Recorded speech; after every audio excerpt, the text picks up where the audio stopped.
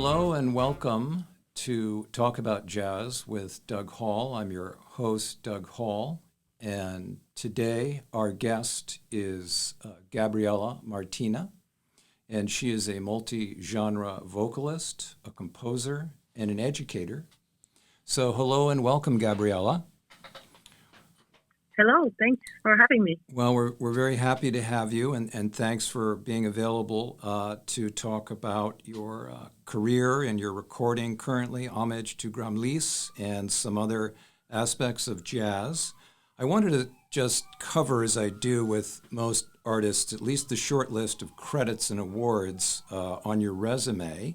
You hold a bachelor degree from Berklee College of Music, and a master's degree, right. and a master's degree from New England Conservatory. And I have a few notes regarding awards, and one of them is Arts and Culture Award from the Arts and Culture Commission in Luzern, Switzerland from 2020. And then there's also there's a French award, and you can correct my pronunciation, which is DIPLôME de MÉDAILLE de VERMEIL. Perfect. Oh, wow. Okay. Well, thank you. Received from the lauréats, Arts-Sciences-Lettres in Paris, France in 2020. And more recently, in 2019, you won the LABgrant from the Boston Foundation, which gave you significant support, as you indicated, for your current release, Homage to Gramlis. And we'll talk about that certainly through the interview. And you've also released a total of 4 albums and already now have an upcoming new recording, which is scheduled for 2024, entitled States. That's correct. Okay. Well, I think it's always important to give the audience a little bit of background and the resume of the artist whom we're speaking with. And I'll jump directly into the new release, Homage to Gramlis, which was, Gramlis is, for our audience, the family farm that Gabriela grew up in Switzerland.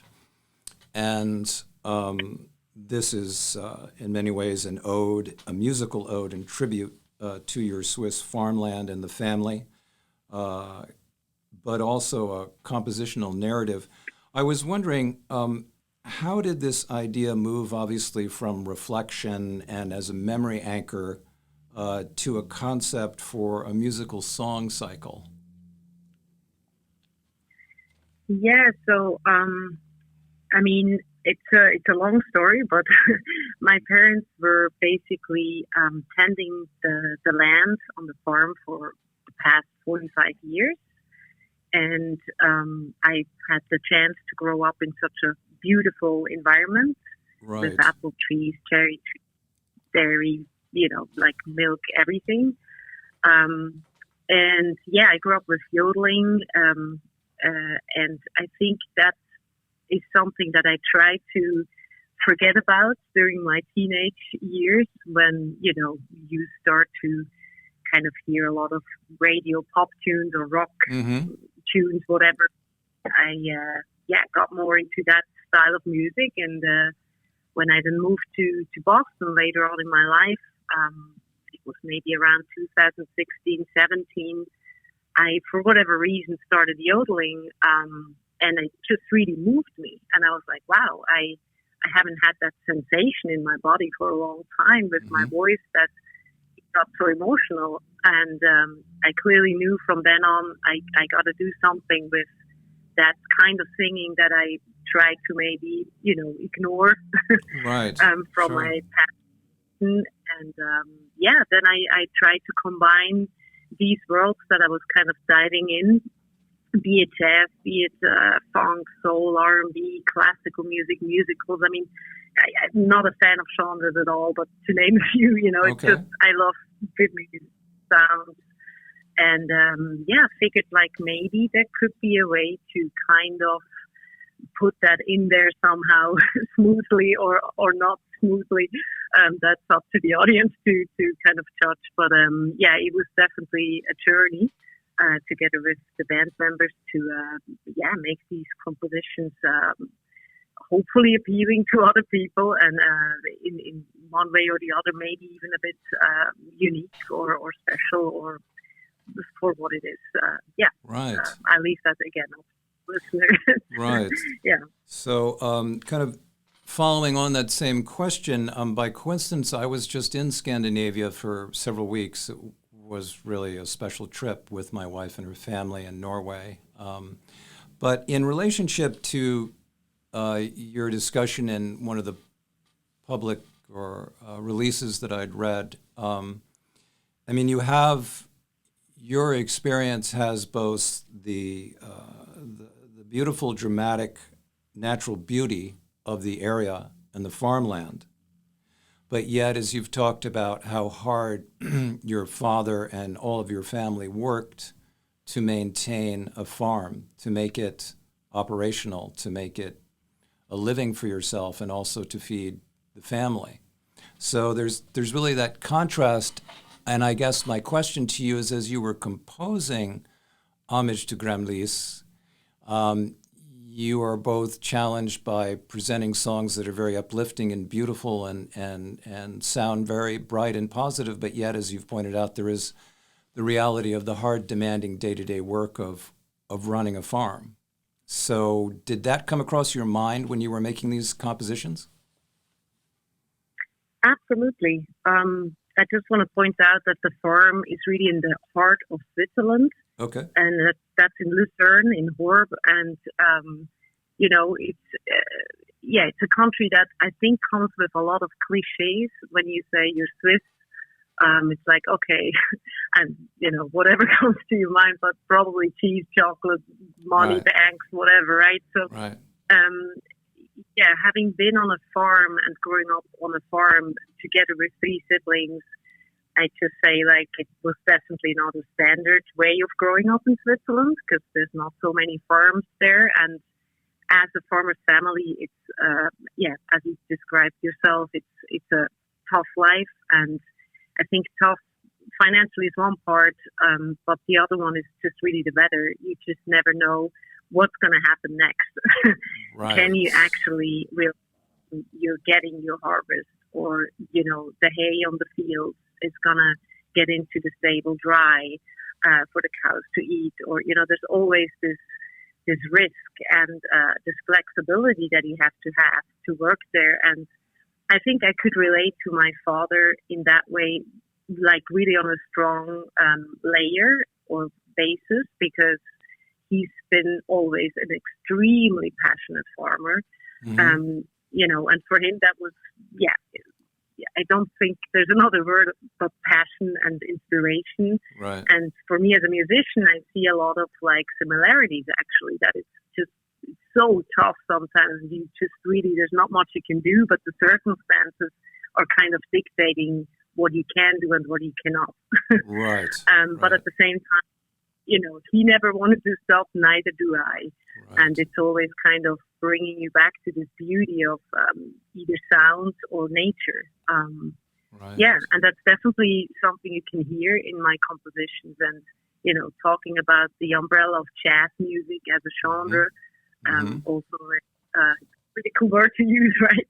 But there's so much suffering in there, and there's so much history in there.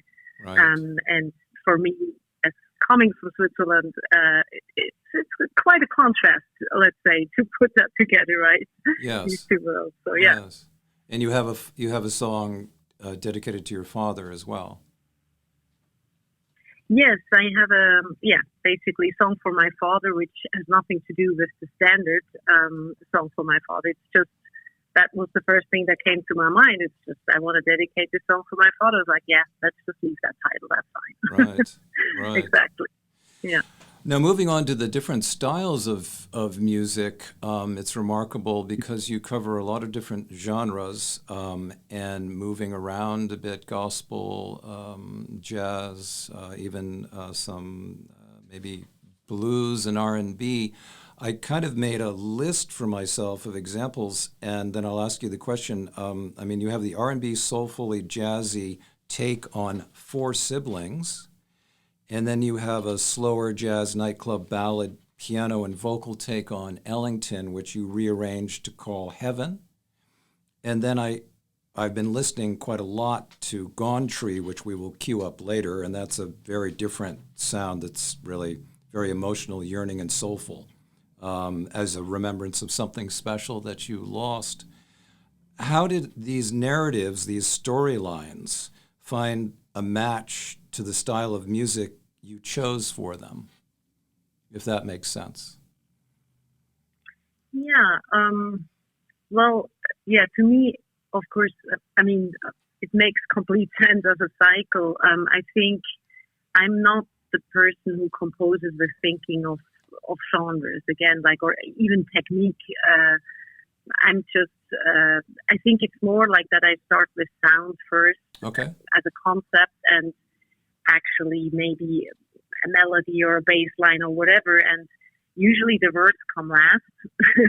Okay. Oftentimes it's just kind of gibberish, Mm-hmm. and then I'm like, oh, actually this is going into, let's say, more diatonic and more happy, whatever direction. What could that mean? And then I figure out, oh, actually I'm kind of thinking about my siblings here, and that's kind of how it evolved. And it just, of course, when I then felt that, like, I was like, all right, that makes sense. But the chorus of, for example, Four Siblings is not really necessarily happy because I'm singing that I'm missing them, basically, and that I'm alone, being so far away, right? So there's still always this contrast going on in terms of maybe emotions that I would like to convey. And with Gone Tree, that's, I don't know if you want me to already speak about that one as well, or a bit later. Well, I think actually what we're going to do is, since we've been talking about the music, is we will move into listening to the two pieces that you've chosen. And I thought that if you wanted to briefly introduce both of them, the first one is going to be Gone Tree and the second one is Mother Mary. You and I will certainly chat after each selection. So did you want to set up Gone Tree? Sure. Yeah, absolutely. Gone Tree is actually one of the tunes, I think, on this record that I'm mostly, let's say, proud of or happy about. Mm-hmm. It's quite a personal song for myself. So the story is that my parents, they planted for each one of my siblings, and including myself, a tree when we were born as a sign of life. Okay. And for me, there was an apple tree planted. And, I have several pictures, obviously always on my birthday, with the tree. And, it's a gorgeous sign, I think. And then in 2018, when my parents had to move from the farm because of, age reasons, just difficulties, and, it was time to go. Mm-hmm. They basically had a lot of trucks coming and renovating the farmland, the house, the stable, everything, and they cut down my tree. Mm. And that basically really broke my heart. I was like, oh my God, what am I going to do? Because it was just such I love nature, and, it's like the best gift you can get, really. Sure. I was like, okay, well, I'm in the middle of writing an album. It fits probably to just kind of work through this in my own therapeutic way, let's say. Sure. And having there like a vocal solo that I'm doing, and I also recorded a voice kind of background, but a little higher in the background, and that's kind of like the soul of the tree. And yes. It's basically... Yeah, like the other voice that kind of sings to me, you're not alone. Mm-hmm. Well, it's a beautiful, soaring, emotional piece to listen to. So I think we will go forward and listen to a segment of Gone Tree now, and then you and I, Gabriella, can just make some comments afterwards. Storms will try, roots will die. Lay down on my branch, feeding your soul with my beauty.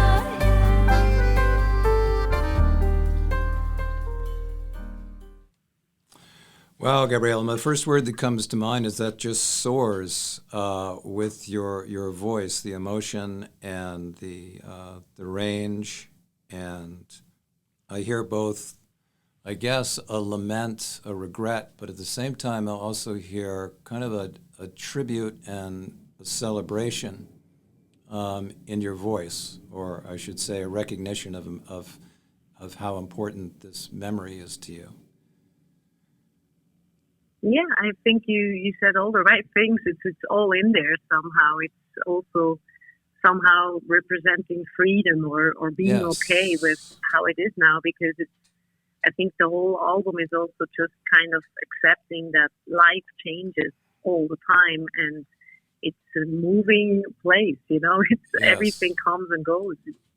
And that's part of it. So I think it's kind of embracing also the new and, keep going. It will be okay, And I love the accompaniment. I mean, it's just subtle enough, but it's very strong to have the piano and the drums, and then the sound of the accordion is unusual. It's not an instrument that's used all that regularly, but it's a beautiful, soft, sort of almost melancholy sound that backs up your vocals. It's a lovely piece. Yeah, I mean, that's one of the things that I'm just so, I could say blessed by. Not a believer, but it's amazing the musicians I am happy to work with, or I can work with. It's a huge honor. All of them, really, they're like family to me. Mm-hmm. And the accordion is something that I was extra looking actually for this record to have on, because in our household when I was little, my mom always played the accordion, and it's a big part of actually Swiss folk music, as it is in so many other folk music traditions. And I found Ben Rosenblum, who plays the accordion, actually super last minute, and he just came into the session of basically recording the first two tracks, which was Song for My Father and Mother Mary. And he did an amazing job on those. And I was like, okay, you're hired. Right. Wow. So a happy coincidence. Wow. Exactly. Yeah. Well, let's set up the next song, Mother Mary. Did you want to offer a little bit of a background for the idea of that song? And then we'll listen to it and have both a chance to respond afterwards. Yeah, sure. Well, the track itself starts out actually with driegle. Driegle are like these cowbells that either are on the cows, but sometimes men also just hold them and swing them, and they make that sound. And it's a big tradition also when you have the Alpabzug, which means like the cows were the entire summer on the Alps in Switzerland, and then for the winter they come back, right? And they celebrate that you have a lot of cheese, and they've been up there for the entire summer. And Mother Mary is, I grew up very Catholic, strong Catholic, and it was not always great, I have to say, because I had to always go to church on Sunday, and the whole sentiment of sin was kind of really bothering me for a long time, and can I do this? Is this allowed? It just was crazy. And I'm really glad now to say that I'm a non-believer, and I got away from the church, and I feel just so much better. And that's really kind of up to Mother Mary, basically saying like, I'm free like a dove. Don't you want to be that too? Kind of. Okay. So that's something. All right. Well, thank you for the introduction, and we'll now listen to a portion of Mother Mary. I have lost the ground beneath my very soul.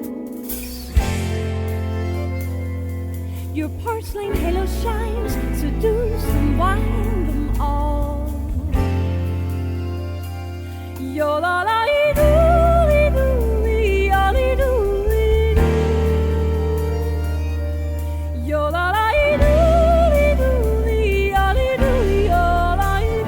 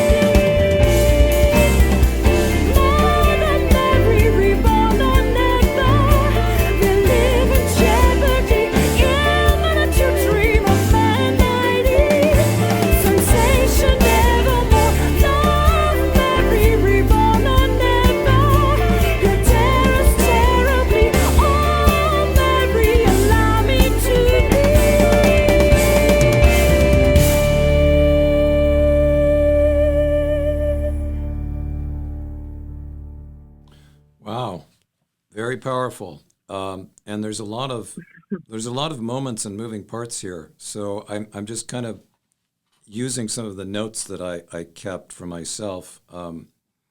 There is that period in the beginning where it seems you're kind of, in a sense, apologizing in a sense for what your changed belief is. And then you go to this piece where you just soar and rejoice, and it almost sounds like, I'm free now, so hear my voice, hear me rejoice, and the freedom of that moment. It seems to me there's that changeover. Am I reading into that a bit? Yeah, it's good. It's good. I mean, I'm not like judging what you hear because everybody hears it differently, and Sure. it's great what you're saying. So it makes a lot of sense. Yeah. And also the drumming really is a driving force in this piece because it's coming up behind you and keeping this driving rhythm at the same time where you're Sure, yeah. climbing up in octaves on your voice. So it's really deeply sort of moving and beautiful. I did listen to the entire song several times, and I recall the cowbells is kind of a memory anchor of, as you say, of what people perceive or see of Scandinavia with the milk cows and being taken, to the fields or to the dairy. But very powerful, soaring piece. Thank you. Thank you. Just kind of finishing up the end of the interview, I wanted to ask you just two things quickly. Where did the training of yodeling come in to help you as a singer? Was that something that both inspired you, and then technically, because obviously yodeling is a high range of voice, did that play into your love for singing? Well, since you mentioned it, training of yodeling, it's interesting, but I actually didn't really get training in yodeling. It was just growing up with music and yodeling. We just did that. I see, Sure. So in our household, right. like as a family, we had small performances, the entire family with my siblings to just go and do yodel performances. So it was part of our way of being. I wouldn't say part of the culture because it is unique to yodel, even though there's yodel competitions in Switzerland. There's tons of yodel festivals, so to say. Sure. But it's still not so common to meet somebody that actually yodels. Right. But I did do a little bit of an education exactly around the time of, my album couldn't be released in 2020, and I was in Switzerland for a longer time that summer. And I did take then a course in yodeling because I wanted to become better. Right. And I wanted to dive into other kinds of yodeling styles. And that was actually a great experience to learn from a great yodeler in Switzerland called Nadia F. Okay. And I highly recommend anybody that listens here to check her out. Okay. It's Nadia and then R A. It's like an A with umlaut and two S. Okay. And she's incredible.